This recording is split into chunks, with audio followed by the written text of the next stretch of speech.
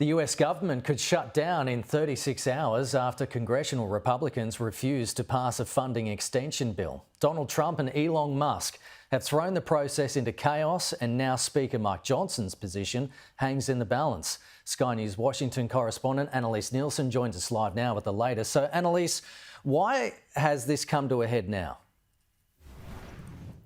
Well, look, there is a real power struggle happening on Capitol Hill at the moment, and this is very much Donald Trump asserting his authority over the Republican Party after his historic win at this election, but before he comes into power. So what was happening this week was a bill called the Continuing Resolution was being put to a vote. Now, generally, those have to be done by the protocols of the House at least 72 hours before that deadline comes up. What that bill does is keep the funding going for key programs right through until they have to vote on a debt limit again. What we've seen happen this time is Speaker Mike Johnson try to put a few extra things in there that were a little controversial, quietly releasing those details very late in the game, and it's really blown up quite significantly. One of the big problems was he tried to put in a fundraiser for the salaries of members of Congress and their staff. They haven't had a raise since 2009. They're well behind inflation, but most Americans don't have any sympathy for people on Capitol Hill wanting a raise. So this has come to a standstill. And really, it's because Donald Trump has become involved. He said it has to go. They have to stop giving in to Democrat demands. There's been a few things that the Democrats got put in there that the Republicans were unhappy about. And Elon Musk has weighed in as well. So now you have this unusual situation with members of Congress making direct appeals to the incoming president, not the president yet, and Elon Musk, his, you could say, most senior civilian advisor. What we're watching happening in all this too is the influence of J.D. Vance. Now, he is still a senator and he is wielding that power. His staff are the ones really doing a lot of this negotiating with Mike Johnson, who's worked very hard to try and stay in the good books with Donald Trump. But right now, he is facing his own leader vote on January 3rd. There are a number of Republicans who are suggesting they won't vote for him. Donald Trump said to Fox News Digital he's confident he'll be able to stay on, but that's no guarantee at the moment. This is how fraught everything has become. And so we're looking at Friday night, potentially the government going into shutdown, not having that funding, just to make it all the more chaotic. Donald Trump's now said, while you're at it, I want you to do the continuing resolution the way I want it. And I also want you to raise the debt limit ceiling or let this whole thing blow up on Joe Biden's watch. Don't leave this mess for me.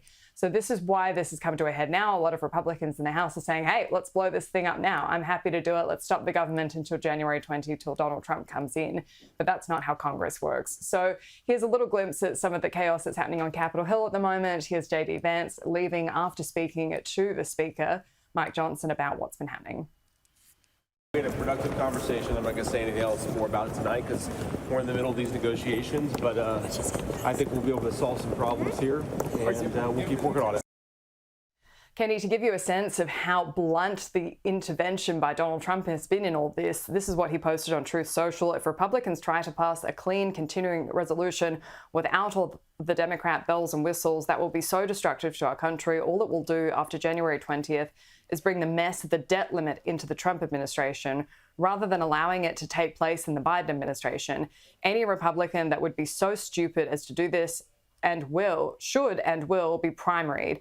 Everything should be done and fully negotiated prior to my taking office on January 20th, 2025. That's a real threat to any member of Congress. Remember, in the US, they only get 2 years when you're a member of the House of Representatives before you're up for election again. So they're pretty much constantly in re-election mode. And to have someone like Donald Trump say he'd primary a Republican, right now he is the absolute kingmaker in the Republican grassroots movement. So that is a very big deal. What we've seen from the Democrats is they're not helping things either. They've said, look, we're not going to save Mike Johnson. He's not going to be able to rely on any Democrats to come to his aid if it does come down to a leadership vote. This reckless Republican-driven shutdown can be avoided if House Republicans will simply do what is right for the American people and stick with the bipartisan agreement that they themselves negotiated. If Mike Johnson puts out something that's amiable to Democrats, he may face a revolt in the House Republican conference on the speakership vote on January 3rd. Would Democrats consider voting for him in that vote if he does something amiable to you with the CR? No. So, Kenny, most people thought they'd be going off on leave on Friday in Washington, D.C. Now it's building up to perhaps one of the biggest things to happen in Congress this year, because if they don't pass it, the government payments will stop for people like government workers, postal workers, servicemen and women, and it will be absolutely chaotic in those last lead-ups to Inauguration Day in January. Annalise Nielsen, appreciate it. Thank you.